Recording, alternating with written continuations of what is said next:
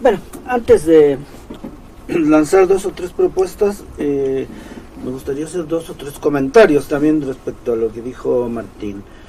Esto de la consulta ciudadana, al menos en México se llama consulta ciudadana, se da a partir de Andrés Manuel López Obrador. Antes no existía eso. Ajá. Es una propuesta que tú estás haciendo y que me parece correcta. Difícilmente me va a parecer incorrecta, ¿no? Cualquier propuesta que se haga, si es respecto a exigir transparencia, si es respecto a una consulta ciudadana para pedir cuentas a nuestros gobernantes, al Estado, justamente, difícilmente me va a parecer incorrecto. Es complicado, es difícil que te escuchen, que te hagan caso, pero bueno, es algo que hay que hacer, es lo menos que se puede hacer, pienso yo, ¿no? Ese tipo de cosas. Andrés Manuel lo propone desde arriba, ¿no? O sea, él dice, se va a hacer esto, consulta ciudadana, se ponen mesas en parques públicos, se hacen filas de gente, la gente contesta cuestionarios, o a veces simplemente sí o no a tal propuesta del Estado, y de ahí se arranca a hacerlo o a no hacerlo, ¿no? Bueno, esto incluso de su mandato mismo, dijo que a 3 años del gobierno, lleva un poco más de 1, iba a hacer una consulta ciudadana para ver si seguía como presidente o no. Okay. ¿Son 6 años ahí? Son 6 años.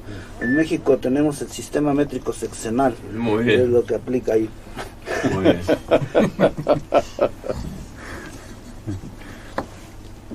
Y bueno, digo, esto lo comento como algo que es una propuesta que ahí al menos ya se está haciendo. Mi propuesta, les decía yo, es un poco más sencilla, va en el sentido de que como ciudadanos, que como gente común, trabajadores, comerciantes en pequeño, mediano, etcétera, debemos tratar de prepararnos, digamos, me refiero a conocimientos de otro tipo que no sea los que nos ponen en televisión y todo esto, como que tratar de encontrar ciertos textos, ciertos videos, ciertos que nos hablen de otros puntos de vista, para así tener por lo menos una variante de lo que nos dicen que pensemos o de la forma que tenemos que actuar. Y yo, como la vez pasada que estuve en el programa, ahora me voy a tomar el atrevimiento otra vez de recomendar 2 libros. Pero ahora son precisamente libros que hablan del Estado. Y quizás puedan pensar algunos que me voy muy atrás o qué sé yo, pero para mí que son textos fundamentales. Y uno de ellos es el de Engels, El origen de la familia, la propiedad privada y el Estado. Y otro que es después, que es el de Lenin, El Estado y la Revolución.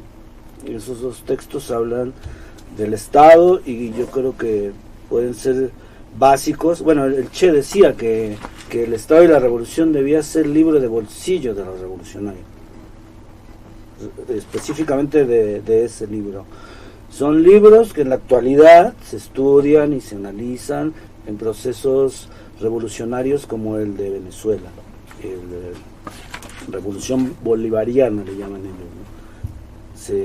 En sus escuelas de cuadros se ven estos textos.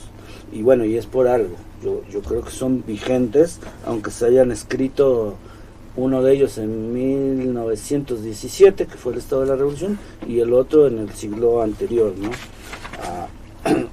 O sea, en el siglo XIX, el otro texto. Y bueno, yo ahí la dejaría, ¿no? O sea, yo propongo eso como parte, tal vez, de poder llegar posteriormente a otras propuestas, ¿no? No, yo le quisiera hacer una pregunta a Sergio. Sí. Escucho audio y trato de escuchar todas las voces, algunas las he pasado acá, muy, ¿cómo le diría? se sienten muy amenazados por este reseteo de la economía y porque lo que viene es el comunismo y la destrucción de la familia, y creo que se basan en los libros que usted acaba de nombrar. Así que para esa gente que le tiene tanto temor a eso, ¿qué les diría usted? Esa es la pregunta, no sé si en la próxima ronda me quiere responder o ahora. Ajá, va a ver, fundamentalmente me estás diciendo que hay gente que le tiene miedo al socialismo o al comunismo. Sí, porque implica la destrucción de la familia, dicen, y se basan en los libros de Engels, la familia, la propiedad privada, y ellos defienden la propiedad privada y la familia. Claro. Bueno, ¿qué podría decir? Pues justamente lo que acabo de decir hace rato, o sea, ponerse a estudiar. Muy También bien. Ya alguien dijo por ahí, sin teoría revolucionaria no hay práctica revolucionaria, ¿no? Y bueno, yo le agregaría que viceversa, porque la teoría sale de la práctica. Y la práctica tiene que salir de la teoría desde mi punto de vista, ¿no? No puedes andar en el caos haciendo propuestas o diciendo cosas si no tienes una base teórica. Yo, al menos eso es lo que yo pienso. Entonces, ¿qué le diría a esa gente? Justamente eso, ¿no? O sea, que se informe, que vea lo que está pasando en Venezuela, pero no desde la televisión abierta, sino que vean lo que está pasando en Venezuela,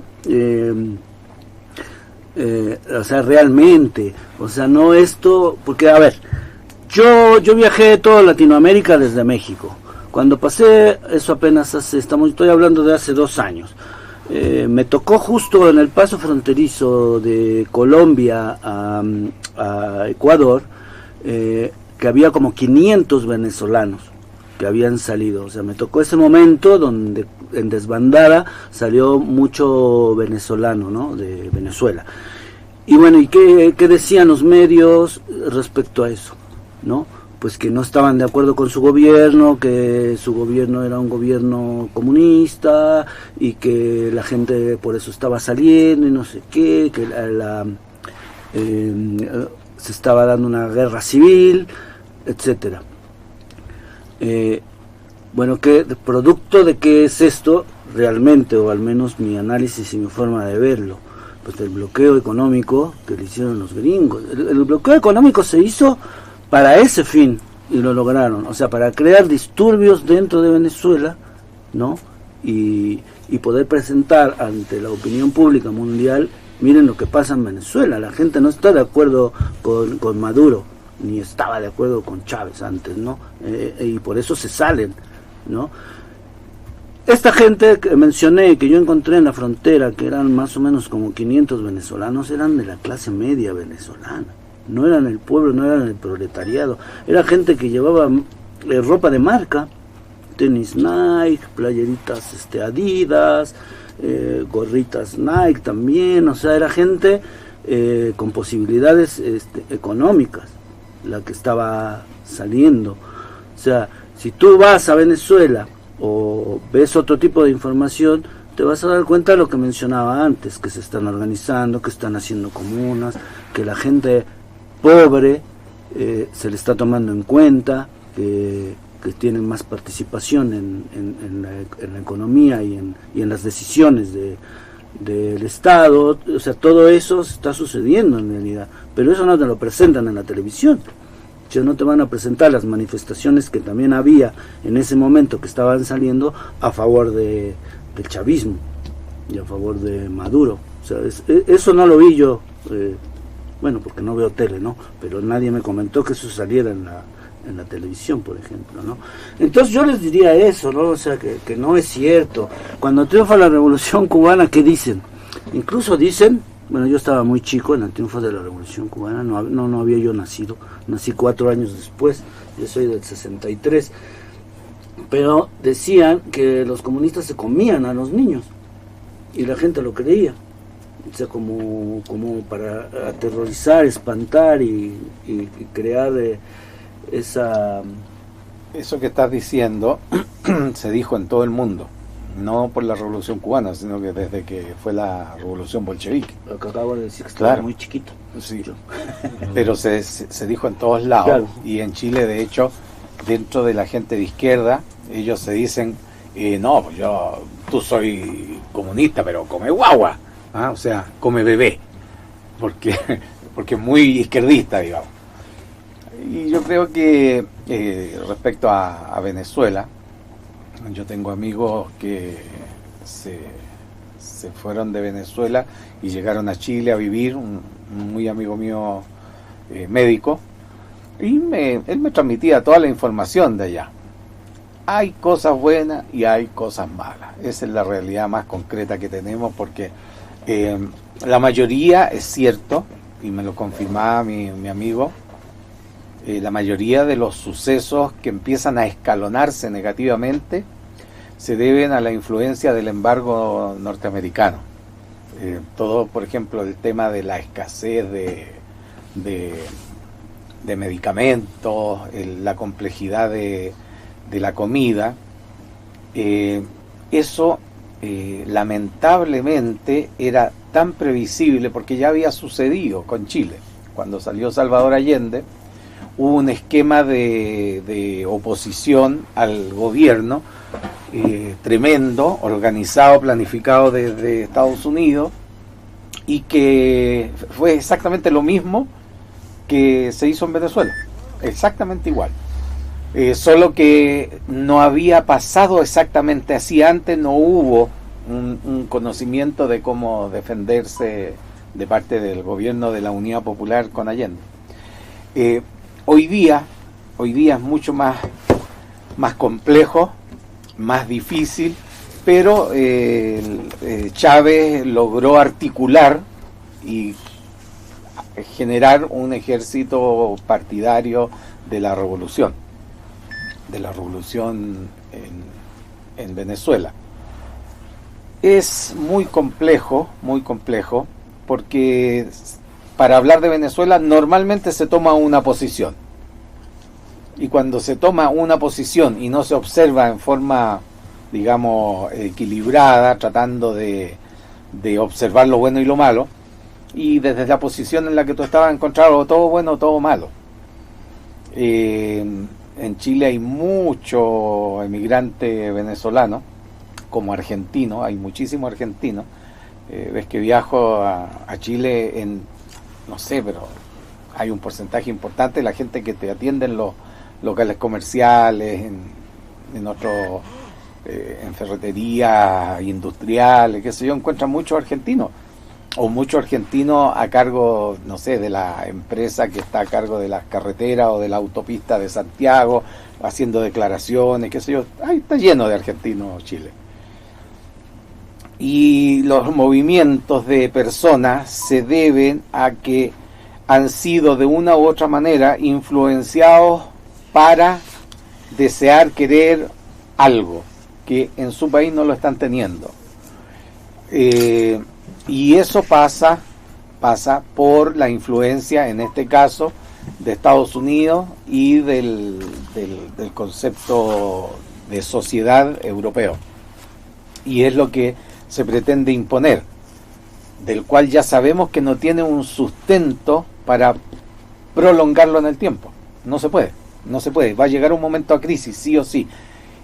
Estamos llegando en el aspecto ecológico a un tope. Nos va a obligar como sociedad a repensarnos. Esa es la idea de las nuevas propuestas.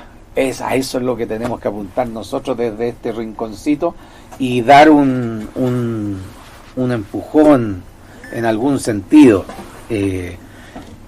Yo creo que vamos a tener que ponernos de acuerdo como sociedad, no solo acá en Argentina, sino que en todos lados.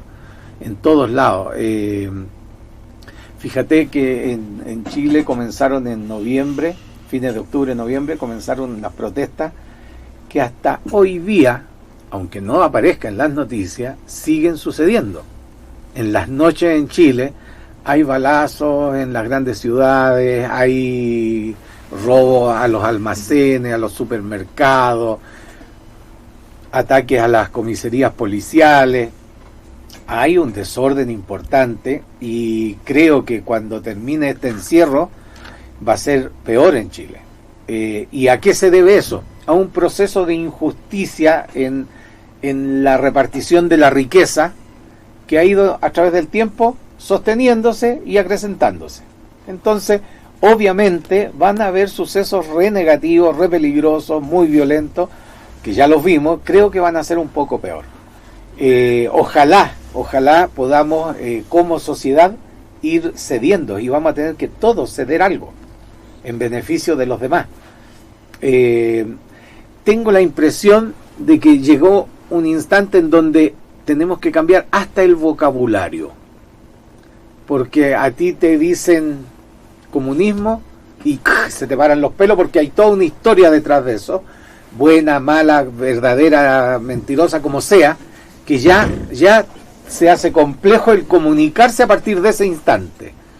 Creo que han cambiado mucho las posiciones políticas. Creo que hay varios grupos que se nombran de una manera determinada y no tienen nada de eso. Por ejemplo, los progresistas.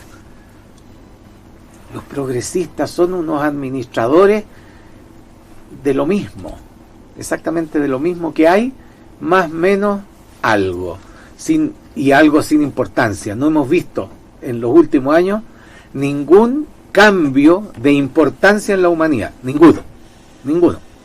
Si quiere ver algún cambio importante en la humanidad que haya afectado a todos y que más encima lo apagaron, el movimiento hippie, ahí hubo algo que sucedió. El movimiento ecológico es una prolongación en realidad que viene desde los hippies. Bueno, el movimiento ecológico podríamos decir de que es algo nuevo. Sin embargo, están en guerra contra los ecologistas y hablan de los terroristas ecológicos y empiezan a ensuciar lo que como idea es lo que pretende es mejorar esta calidad de vida. Es lo que dicen los pueblos originarios. El 10º Pachacuti, este nuevo tiempo, es el renacer de los pueblos en el Tahuantinsuyo. O sea, se supone que ahora viene un momento de un nuevo renacer.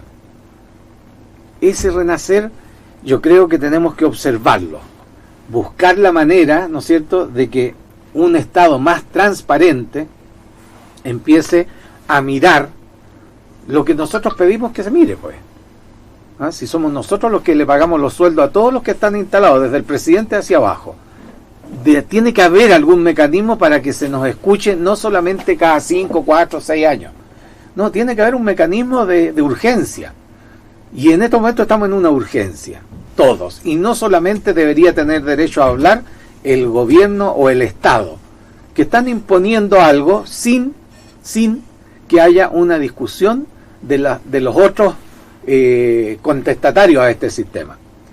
Yo veo en televisión que no hay personas, que he visto muchos, médicos, científicos, virólogos, etcétera, etcétera, argentinos que trabajan en el mundo, que tienen un altísimo nivel y que opinan contrario a lo que están haciendo en su totalidad acá en el país, los que están gobernando, digo.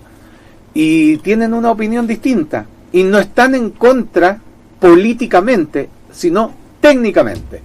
Yo creo que tiene que darse esa discusión, tiene que abrirse el espacio. Y lo otro, que nosotros por suerte podemos opinar, hay mucha gente que no puede opinar. Ojalá que nos den su opinión de alguna manera a nosotros y poder transmitirla. Y bueno, creo que... Discúlpeme, amigo mío, parece que me metí, me fui de más, querido. No, está bien, hay mucho que decir, hay mucha emoción que quiere salir también. Sí, quería hacer otros dos comentarios respecto a, antes de que me quitaran la palabra. Tan maravillosamente. Te lo marco bien. Porque, mira, no me gusta, dice que me interrumpan cuando estoy interrumpiendo. Yo de hecho había interrumpido y luego tú me interrumpiste y eso no me gusta. Bueno, cuando mencionabas de las propuestas y que el concepto de nación, digo, que decías que de los pueblos originarios que se les llamara, ¿qué? Primeras naciones. Bueno, yo tendría mis dudas, porque el concepto de nación es limitado, ¿no? O sea, la nación te limita, incluso, bueno, como territorio y en el pensamiento también, ¿no? Pero es una lucha que se está dando hoy día, o sea, en muchas partes. Y respecto a eso, también quería decir que en México, por ejemplo, se llamaba México antes de que llegaran los españoles, y se sigue llamando México. O sea, ahí no cambió. O sea, era México Tenochtitlán, bueno, le quitaron lo de Tenochtitlán y ahora nada más es México, se llama México. Y muchas poblaciones siguen teniendo los nombres que tenían, muchos pueblos y todos siguen teniendo. Y bueno, esta propuesta entiendo que entonces es una de ellos, pues. Claro, claro. Así, bueno, y están conectados todos los pueblos. Desde ahí no hay problema. Todas las primeras naciones. ¿Qué problema va a haber? De hecho sí, pues fueron los primeros en estar aquí. Estamos hablando de hace 30.000 años más o menos. Según la teoría de la hipótesis de que pasaron por el estrecho de Bering, estamos hablando de hace 30.000 años. Y de ahí comenzaron a descender, pero también de las Polinesias llegaban ya en embarcaciones, ¿no? En muchos pueblos de lo que era el oriente.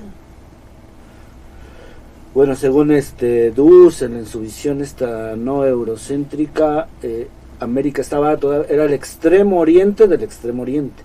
O sea, América lo ubicaban más al oriente, no ahora que se ubica en el occidente, ¿no? Sino porque la historia, según Dussel, va así, va del oeste al oriente, y América como parte del oriente, no como parte del occidente. Bueno, eso quería comentar con respecto, tenía la duda de esto del Primeras Naciones, pues, era más bien como pregunta. Como propuesta a una nueva sociedad, yo creo que el primero sería como observamos que estamos así porque estamos viviendo una sociedad muy neoliberal y una globalización de todo, ¿no? Y esto nos llevó a eso que estamos perdidazo adentro. ¿Cuál sería la propuesta? Organizaciones locales, la misma que hicieran los pueblos originarios. No estaban gobernados de alguien, estaban muy lejos, eran organizaciones locales que sí que coordinaban con los otros también. Había un intercambio, pero a partir de una igualdad, ¿no? Entonces, sacamos ahí eso que, por ejemplo, acá en Uspallata estamos manejados por la Sierra, estamos manejados por Buenos Aires, no tenemos ningún poder de decisión acá. Eso que pasa, eso es una de las primeras que hay que cambiar, la organización local. Y como antes nombré, la permacultura es uno de los resultados del movimiento hippie, digamos, salió en los 70. Fue creado por Bill Mollison y David Holmgren, que es un sistema, aquí leo un poquito. Permacultura es un término genérico para la aplicación de éticas y principios de diseño universales en planeación, desarrollo, mantenimiento, organización y la preservación de hábitat apto de sostenerse en el futuro. O sea, la permacultura es una cultura que permanece. ¿Sí? Es para quien quiere estudiar, se pone permacultura en Google y aparece un montón, hay un montón de manuales, técnicas para aplicar en la vida.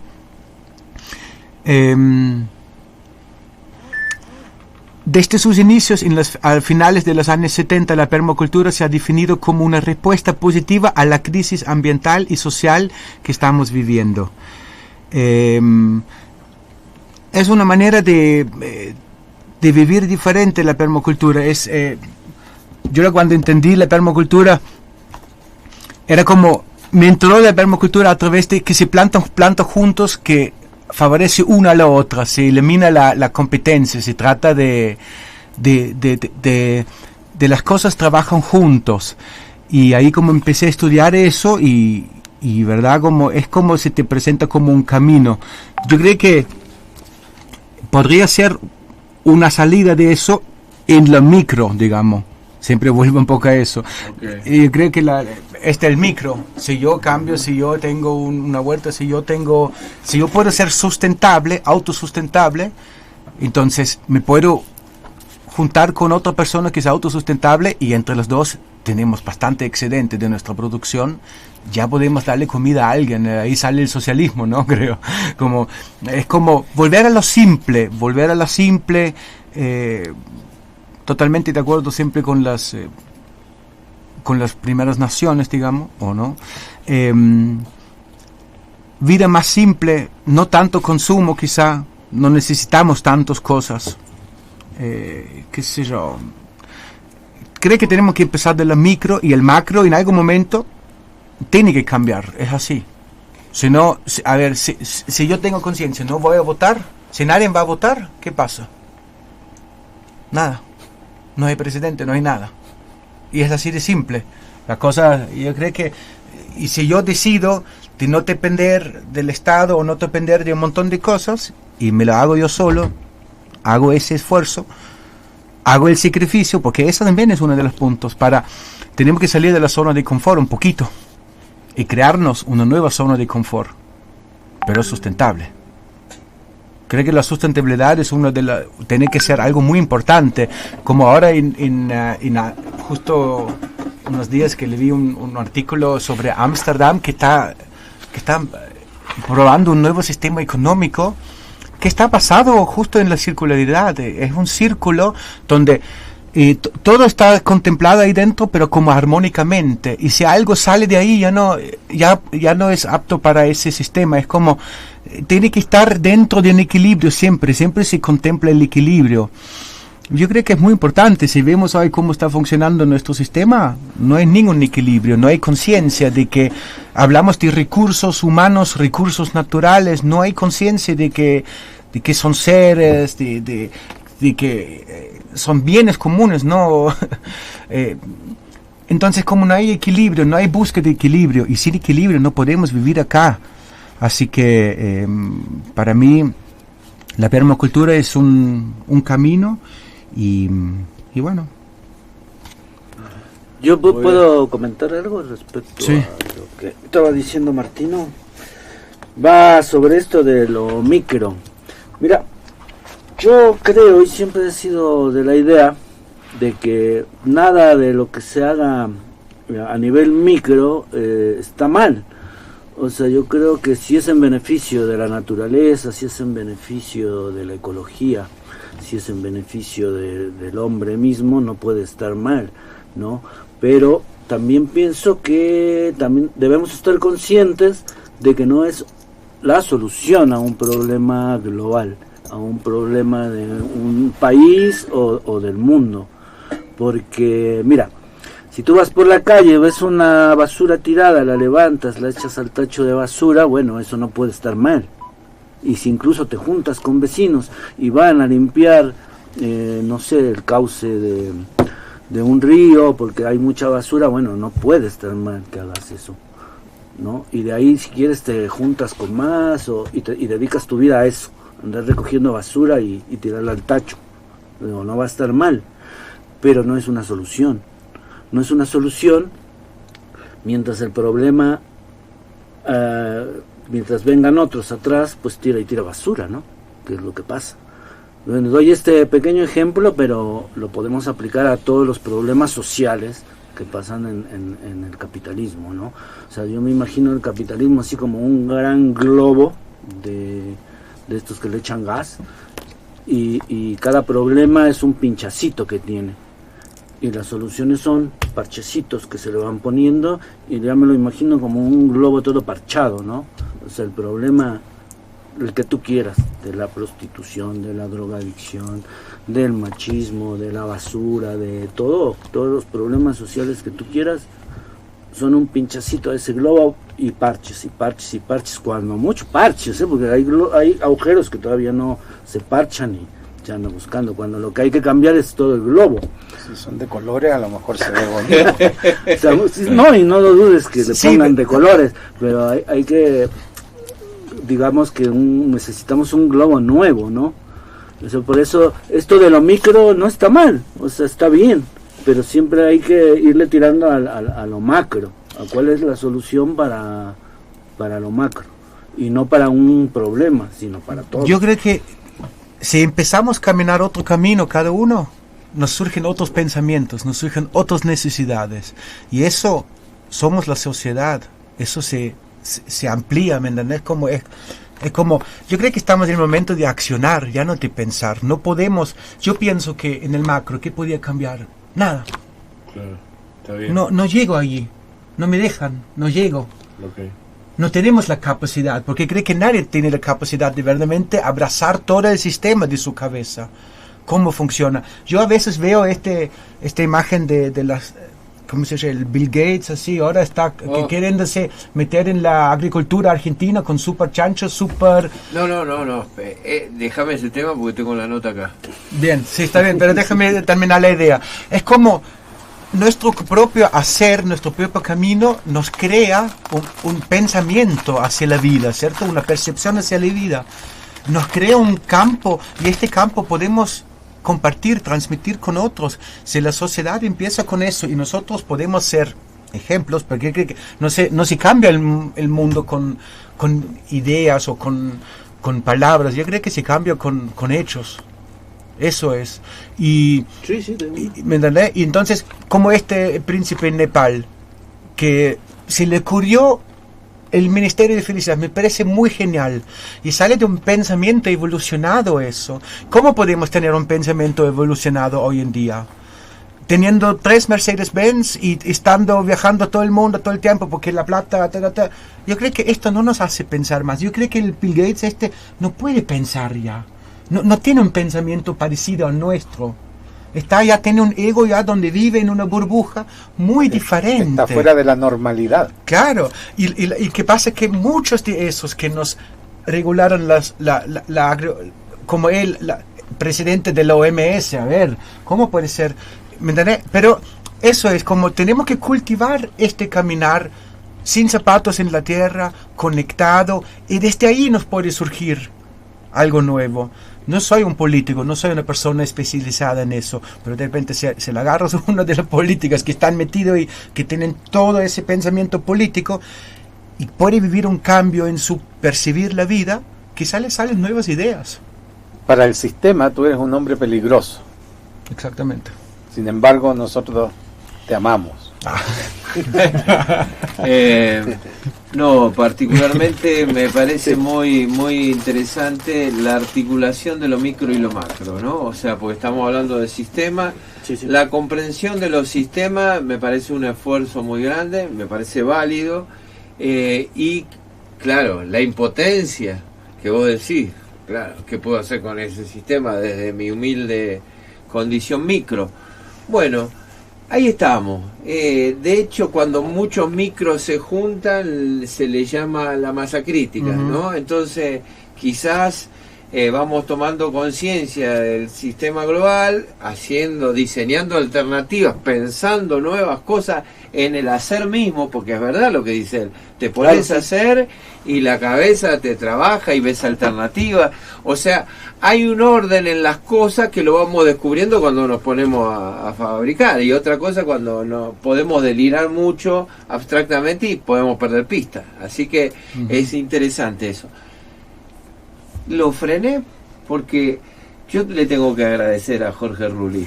Jorge Rulli es muy intransigente, es un hombre de una historia, anda por los 80 y ha sido un opositor al modelo del agro. Acabo de abrir la página de Jorge Rulli, el socio menos pensado del desembarco de Bill Gates en el sistema agroalimentario argentino. O sea, Bill Gates desembarcando en el... Pero no viene con chancho, ¿sabes con qué viene? Con carne artificial.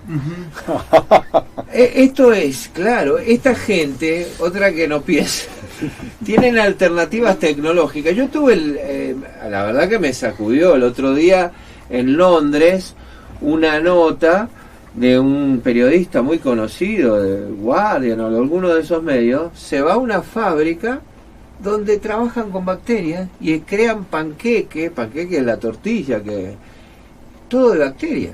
Y entonces, pero viene al punto que dicen que van a cambiar la alimentación mundial. Todo va a ser todo a partir de bacterias, así, de los laboratorios, transgenético. Fíjate que vi hace unos 3 días un video en donde había una impresora de bacterias para hacer tortillas. Mira vos.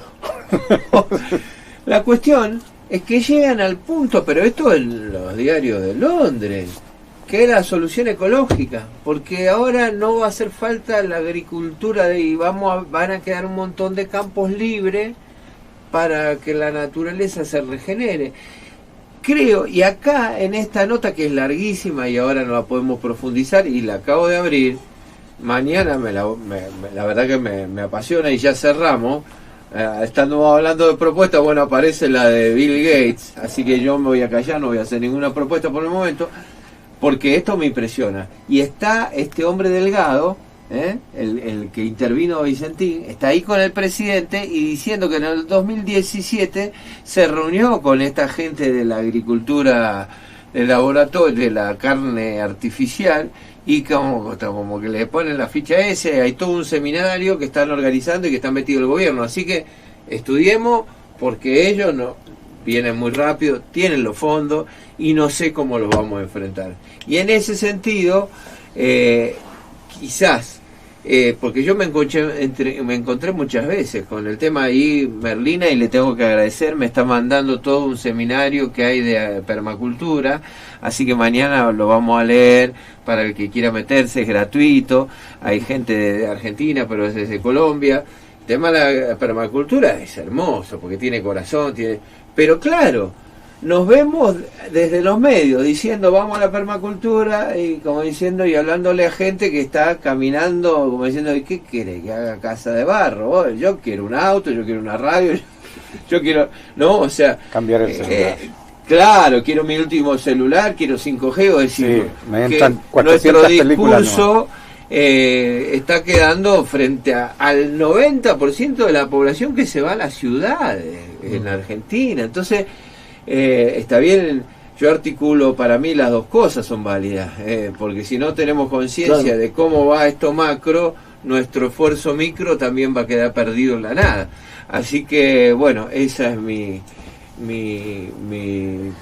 reflexión. Dejémoslo como tema para el próximo miércoles, porque va a estar muy entretenido, si te parece, y podríamos también tratar lo que han significado para llegar hasta este momento los paradigmas impuestos.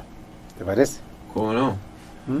Muy bien, yo particularmente, para mí es un regocijo poder conversar así en la radio, una alegría. Así que, y también agradecer porque los mensajes que estaban escuchando el programa y que aportan son femeninos, así que tanto el de Merlina como el otro mensaje que no puso el nombre, no lo voy a revelar, pero está la parte femenina también, siempre con esa presencia ausente, pero y válida, tan fresca, ¿no? Y tan fresca y inspirándonos.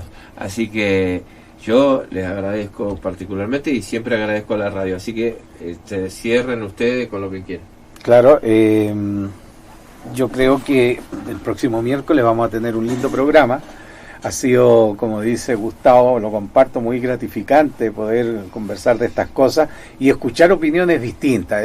Yo creo que la clave está en que al escuchar algo que nos genere algún conflicto, nos obliga un poco a pensar más. Y esa parte es fundamental, usar nuestro propio cerebro para llegar a conclusiones que nos beneficien a todos. Ojalá todos pudiéramos hacerlo, ojalá influyéramos en algo o en alguien, un poquito que sea. Agradezco a las personas la paciencia que tienen y me disculpo con mis compañeros por ser de repente excesivo. Y bueno, también agradecer a todas las personas que nos estuvieron escuchando. Agradezco en especial a Gustavo y a la radio, a Martín y a Martino, que igual fuera de la radio también siempre estamos platicando y discutiendo un montón de temas. Siempre es gratificante también estar platicando con ellos. Y bueno, pues hasta el próximo miércoles. También me gustaría, si a partir de ese programa que estamos compartiendo, esa ronda acá, realmente muy enriquecedora, siempre uno viene acá y dice, uy, ¿qué puedo decir? Es una cosa difícil también. Pero espero que esto también que nos hace crear de vuelta una ronda donde podemos debatir en personas, en este momento con barbijo, pero bueno, que podemos debatir y verdaderamente, y eso también, ¿no? Como ojalá que nace, como en un momento dije que ojalá que salga el debate, bueno, acá estamos con el debate y ahora se tiene que ampliar, así que muchas gracias y a la radio, al Gustavo, a las compañeras acá, y bueno, gracias a la gente de Uspallata para considerar que estamos hablando no sea una locura total. Bueno, yo ya cerré, pero voy a leer la frase de el interventor Delgado de Vicentín. Cuando en 2017 yo era director de economía del INTA, trajimos al tipo que inventó el proceso de darle escala industrial a la generación de carne in vitro, porque pensaba y sigo pensando que este tipo de procesos industriales va a tener lugar. Así que, gracias. Muchas gracias.